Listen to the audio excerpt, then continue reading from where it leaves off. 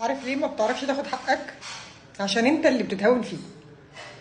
من حوالي اسبوعين ثلاثه كده انا تعرضت لموقف، بس ما كانش مع عجله، كان مع توك توك من غير لوح، ما عليهوش ارقام. موقف سخيف جدا. وانا حاولت امسك في التوك توك وضربني برجله عشان يبعدني عن التوك توك وجري. الواد كان لابس كاب والتوك توك ما عليهوش ارقام. كان حوالي الساعه 4 العصر الكلام ده. جبت كاميرات المراقبه بتاعت الشارع كله، وجبت مواصفات التوك توك ومواصفات الولد، وفضلت اسال عليه لحد لما عرفت اوصل له هو مين.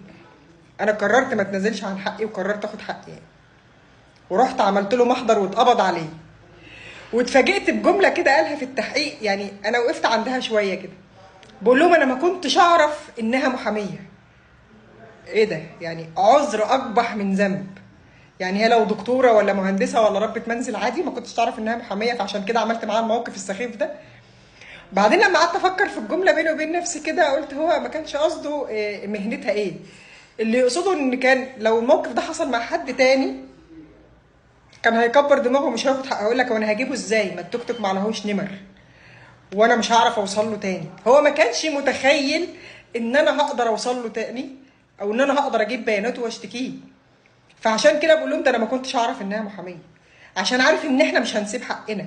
لكن لو حد تاني شغال اي مهنه تانيه او حد مش بيشتغل فكانت هتسيب حقها عادي وتقول لك خلاص بقى حسبي الله ونعم الوكيل، حقي عند ربنا. احنا ما بنعرفش نجيب حقنا عشان احنا اللي بنتهاون فيه، مش عشان مش عارف تجيب حقك.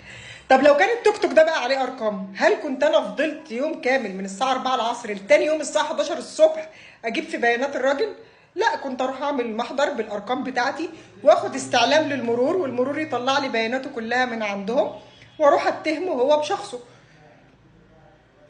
انتوا اللي بتسيبوا حقكم، مش مشكله الدوله، دي مشكلتكم.